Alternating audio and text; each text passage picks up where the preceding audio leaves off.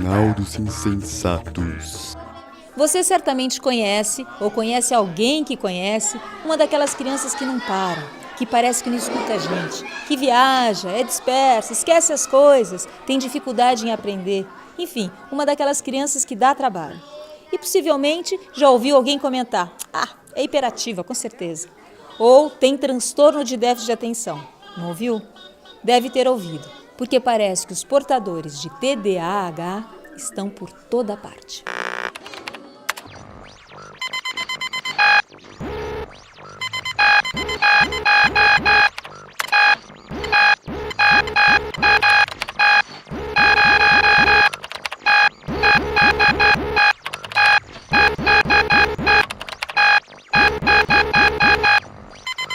Difícil que alguma criança escape desses parâmetros usados no diagnóstico do TDAH. São 18 questões, 9 se referem à desatenção e 9 à hiperatividade. Mas tendo resposta positiva para 6 de um dos dois grupos, é bem possível que essa criança tenha TDA ou TDAH. Atenção! Mas há quem discorde de tudo isso. No Brasil e no mundo, setores da sociedade levantam a voz contra a própria existência desses transtornos e apontam para um movimento explícito de medicalização da infância e da adolescência, medicalização da aprendizagem, medicalização da vida. Nossa Naldos Insensatos de hoje dá ouvidos a essas vozes dissonantes. Nós temos hoje ainda no Brasil altas taxas de reprovação, crianças que não conseguem ler, não conseguem escrever, que não conseguem, vamos dizer assim, se beneficiar da escola que está sendo oferecida para elas. E ao invés de nós mudarmos essa escola, de nós questionarmos essa escola e transformarmos essa escola, isso passa a ser um problema da criança. É a criança que não lê, é a criança que não escreve, é a criança que não fica sentada, é a criança que não presta atenção. E para isso, está sendo criado todo um processo de culpabilização dessa criança, por ela não aprender e por ela não se comportar corretamente na escola, e isso é transformado num diagnóstico, que é um diagnóstico de transtorno de déficit de atenção, de hiperatividade, de dislexia, e no caso do transtorno de déficit de atenção e hiperatividade, é dado geralmente uma medicação tarja preta, que é o metilfenidato. O nome comercial é Ritalina ou Concerta. Olha que sensacional esse nome, né? Você compra o Concerta para o seu filho que tem transtorno de atenção. Chamada droga da obediência, em que a criança, ao tomar esse medicamento, no período em que esse medicamento faz efeito no organismo, ela teria um comportamento diferente e adequado na sala de aula àquilo que se espera para um processo de aprendizagem. Essa questão do comportamento ser adequado ou não, né? Na verdade, comportamento é comportamento, né? O que vai fazer com que esse comportamento seja adequado ou inadequado são os parâmetros externos. Então vamos imaginar que hoje as crianças já nascem sendo convidadas a terem um comportamento hiperativo, né? Porque elas têm que saber usar a internet, elas têm que saber usar tecnologia digital, elas têm que ir para a escola, para o balé, para o esporte, para a escola de línguas, elas têm que tocar piano e fazer isso tudo calmamente. E tem uma escola, né, que pode não estar, aliás, não está dando conta desta criança. A escola é uma instituição muito perigosa, porque ela pode destruir uma criança, né? E aí eu vejo, se você pega uma criança de 7 anos, que é quando normalmente essas síndromes, entre aspas, são identificadas. Enfim, ela passou a ter 7 anos, ela já vai para o fundamental, ela já tem que saber ler, escrever, ela deixa de ser criança. Ela fez 7 anos, no dia 31 de julho, ela tem que sentar numa carteira, copiar da lousa, fazer lição, desenhar dentro de um pedaço de papel e dar conta disso. A criança começa a pular, derrubar a cadeira, derrubar lápis, quebrar a ponta do lápis, sair correndo, querer ir beber água toda hora, ela passa a estar enquadrada numa síndrome, ela passa a estar enquadrada num distúrbio de comportamento. Então você muda o status, né, da explicação, que antes era muito obviamente política e disciplinar, para agora isso tudo ser mascarado sob a égide da medicina. Então você encoberta ainda mais a situação que é de disciplinamento social. né? E ninguém agora vai poder falar que, puxa, você está fazendo um julgamento sobre o que acontece. Agora as pessoas vão falar, puxa, você é doente, né? Então tem um alívio para o processo de disciplinamento, que agora é mascarado, e não é uma grande novidade essa, a gente tem feito isso desde o final do século XIX, e tem também um efeito sobre o sujeito que é, puxa, eu não sou mal, eu sou doente. Eu sou hiperativo mesmo, então eu vou continuar deste jeito, porque agora todo mundo vai me aceitar deste jeito. Então, nem a criança ou o jovem vão procurar alternativas, nem serão oferecidas alternativas para ele, né? Esse é um problema sério. Vamos pensar uma outra atividade. Aliás, aí é a falta de atividade, o que se diz falta de atividade, que é a desatenção. Alguém fica desatento? Ou será que, na verdade, ele está atento a outros eventos do ambiente? Né? E por isso a análise desta relação é importante, porque senão eu digo só, ele é desatento. E eu não analiso essa relação com o ambiente. A comunidade vai estar dizendo para ela, ela é assim. Né? Então, olha, não empresta o caderno para ela porque ela perde. Né? Ela é desorganizada. Né? Então, conclusão, a criança vai estar dizendo isso para ela mesma. Isso vai estar interferindo na subjetividade dessa criança. Né? E o que é importante é que a criança, na verdade, ela aprende a ser do jeito que ela é, porque a gente vai estar discutindo isso com ela. Não é? Então, o que nós estamos ensinando para essa criança? Que essa criança é uma criança problema. O que eu conheço de famílias que estão sendo encaminhadas para psiquiatras, para neurologistas, para fazer diagnóstico de crianças que são normais, é muito grande. Na psicologia a gente marca muito isso. O diagnóstico tem que ser um processo que ajude o sujeito a compreender o que está acontecendo com ele, para em sequência poder intervir sobre o que está acontecendo com ele. Quando o diagnóstico vira algo que explica o sujeito e o conforma, né, de um jeito que ele não possa mais mudar, né, que ele fique marcado por essa característica, ele deixa de ter a função que um diagnóstico inicialmente tinha, para ser uma estampa, né? Para ser um estigma. O que esse diagnóstico faz? Né? Então, ele vai sim acalmar, mas acho que ele tem outras implicações aí, além do acalmar. Né? Eu acho que ele, na verdade, tira o foco do problema real, do problema concreto. Né? Então, é essa que é a nossa grande preocupação. Ninguém mais se responsabiliza pelo problema. Eu tenho um transtorno opositor desafiador. Isso explica a minha forma de me relacionar com a minha família, que é questionando tudo o que está acontecendo, que é um transtorno característico, obviamente, da adolescência. Né? Então, ao invés da família, né, perguntar-se sobre por que os adolescentes reclamam tanto, questionam tanto, querem mudar tanto, falou, bom, ele tem TOD, essa aqui é a questão.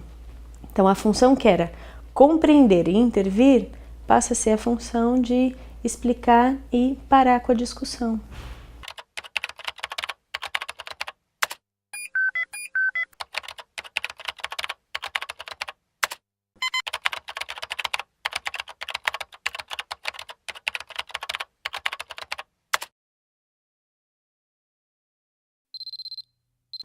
Bom, quem constrói são os profissionais da saúde, né? Agora, o que a gente tem que perguntar é a partir de que critérios e por que é a Associação de Psiquiatria Americana que vai regular o jeito de pensar mundialmente sobre o que é um comportamento adequado ou um comportamento inadequado. A cada dia, a Academia Americana de Psiquiatria solta 3 novos transtornos na praça. Está para sair agora o DSM-5, que é o Manual de Diagnóstico e Estatística de Doenças Mentais, que praticamente duplica o número de transtornos de doenças mentais, e aí não vai ter escapatória. Cada um de nós vai ter pelo menos uns 4 ou 5 transtornos e uns 10 medicamentos para tomar. A medicalização, né, ela é definida, vamos dizer, mais teoricamente, como um processo que transforma questões que são da ordem social, da ordem política, da ordem cultural, como se fossem problemas individuais. Bom, eu acho que são vários fatores. Um, sem dúvida, é o papel das indústrias farmacêuticas. É o segundo ramo industrial mais lucrativo no mundo, só perde, por enquanto, para a indústria bélica. E a cada ano os lucros deles aumentam vertiginosamente. E tem também um componente ideológico muito forte, que é, veja, quem são as pessoas que estão recebendo esses rótulos de transtornos? São os que questionam, são os que sonham, os que ficam fantasiando, utopias, devaneios.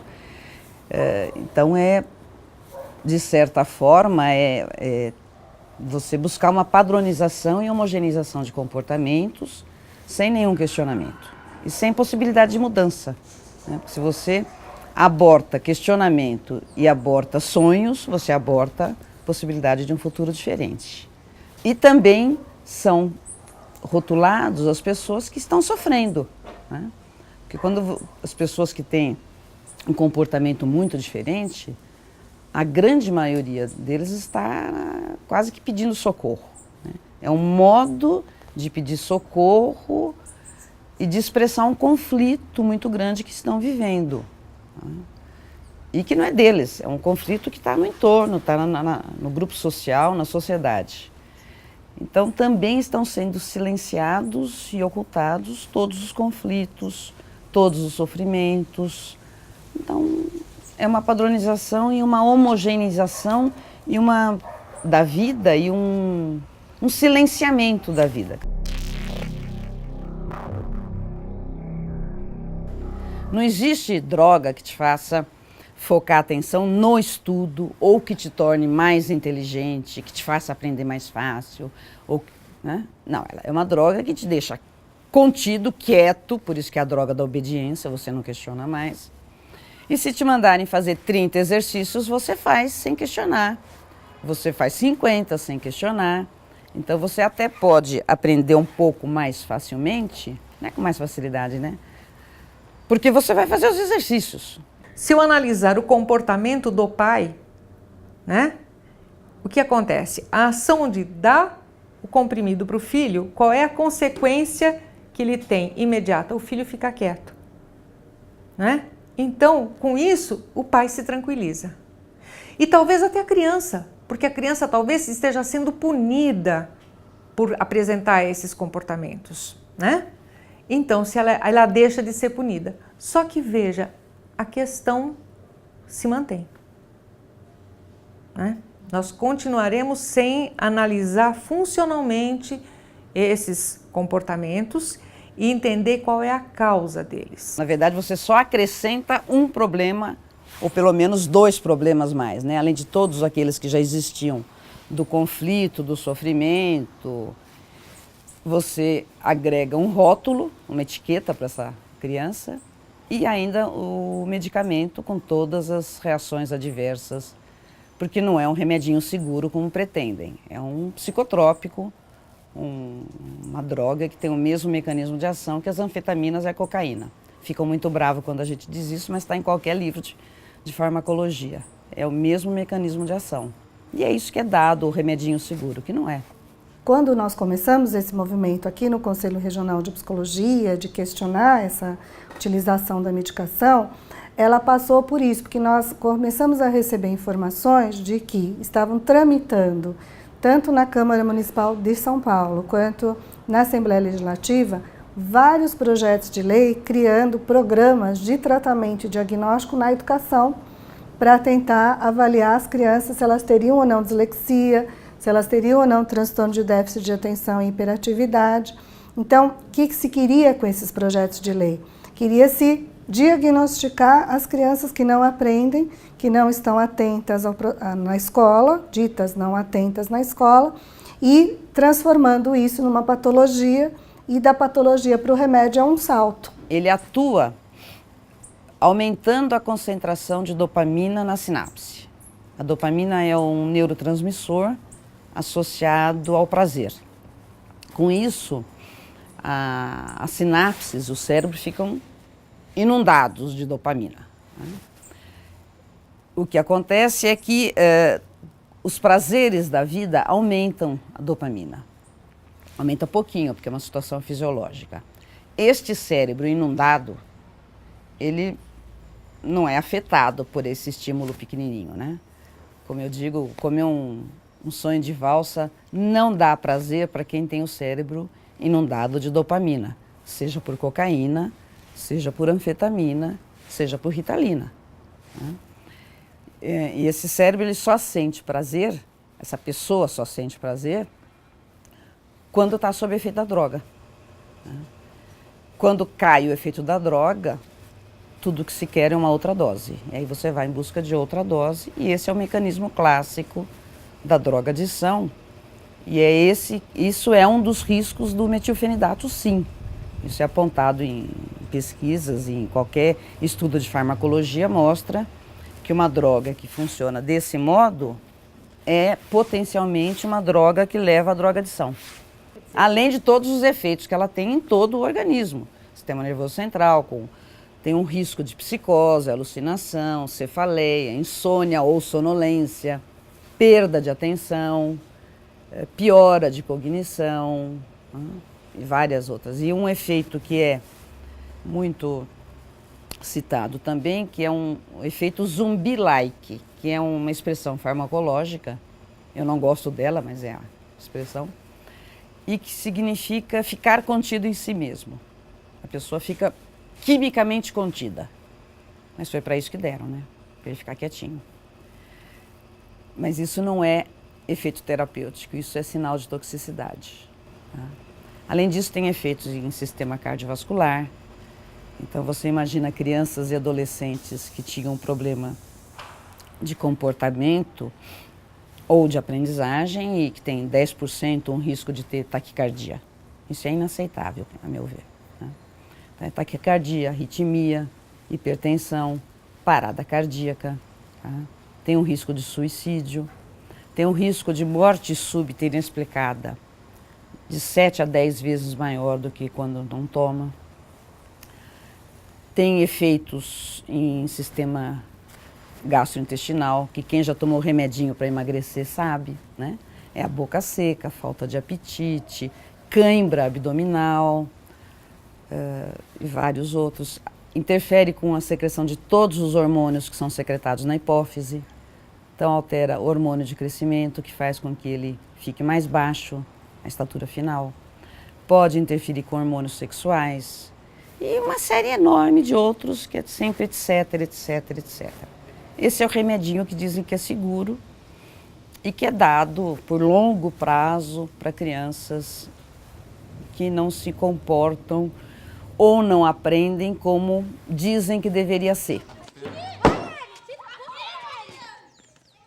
O Fórum sobre Medicalização da Educação e da Sociedade, ele é instituído no dia 13 de novembro de 2010 por um grupo formado por 24 entidades ligadas à psicologia, à educação, à fonoaudiologia, à medicina, principalmente grupos da área da pediatria, e que passaram então, e por mais 450 pessoas que participaram da fundação desse fórum, e que tem por objetivo poder articular ações, né, no sentido de esclarecer a opinião pública sobre as questões da medicalização, ao mesmo tempo ampliar o espaço de pesquisa, o espaço acadêmico a respeito desse tema no âmbito do Estado de São Paulo e no âmbito nacional, né, se articular também com outras iniciativas, né, nessa direção que venham a acontecer em outros países e procurar principalmente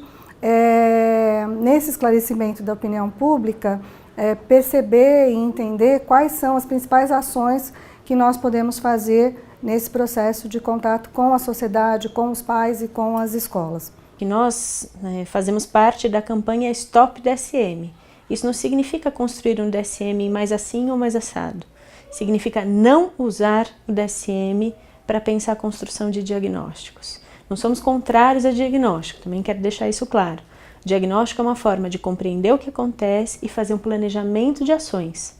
Mas o DSM não é uma forma de diagnóstico, é uma forma de estigmatização. A pessoa, digamos, com TDAH seria um outro nosso, né? Então seria um diverso da gente que a gente não entende bem, né? E que talvez, inclusive, cada um de nós tenha um pouco disso, né? E a gente, ao invés de se olhar, tá olhando no outro, tá pondo o problema naquela pessoa, de repente, no máximo, naquela família, talvez naquela comunidade, mas não ampliando para discutir o todo, para discutir o sistema educacional, para discutir também o nosso mercado de emprego depois, porque certamente também é isso que está pressionando, né, a própria escola, não parando para ver que tem uma indústria farmacêutica interessada, né? Então tem muitos interesses, é claro, nisso, mas eu acho que assim culmina com chamar uma pessoa de problemática, então com um preconceito. Agora, é muito importante, né, que a gente esclareça os pais dessa questão, porque isso não é dito para os pais, né?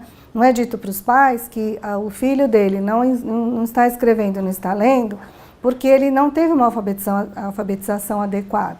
É dito para os pais, seu filho não lê, não escreve porque ele tem um problema, né, de compreensão das letras, ele tem um problema de compreensão da leitura, né? Então, quer dizer, você transforma aquilo que deveria ser o papel da escola, o papel da alfabetização, em algo intrínseco à criança, intrínseco à maneira da criança aprender, ou à maneira da criança compreender e identificar um determinado estímulo. Então, essa grande discussão que é a discussão de fundo, né, da medicalização e, no nosso caso, no Brasil, da medicação, porque nós estamos vendo um aumento vertiginoso da utilização do metilfenidato, que é essa droga para o transtorno de déficit de atenção. Nós fizemos pelo Fórum este ano um levantamento desses dados.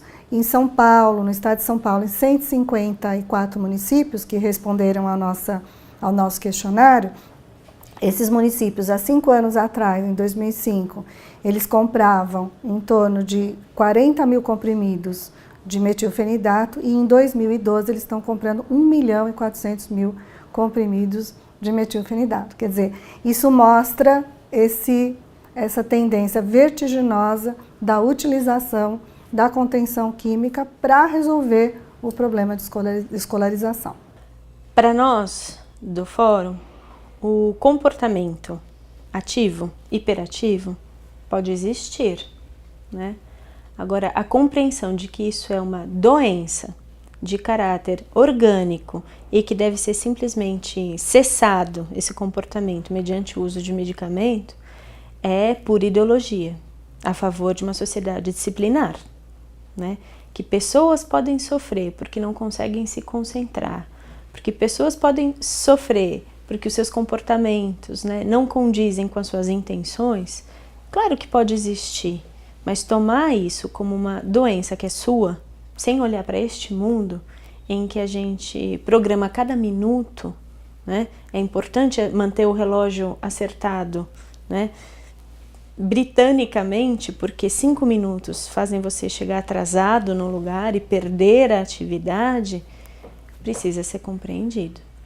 A demanda que a gente faz às crianças, aos jovens e aos adultos é a demanda de hiperatividade. Então, não entender isso como uma construção social de pessoas que têm que ser hiperprodutivas, criativas e conformadas, só pode estar a serviço, né, da construção de uma sociedade que é disciplinar.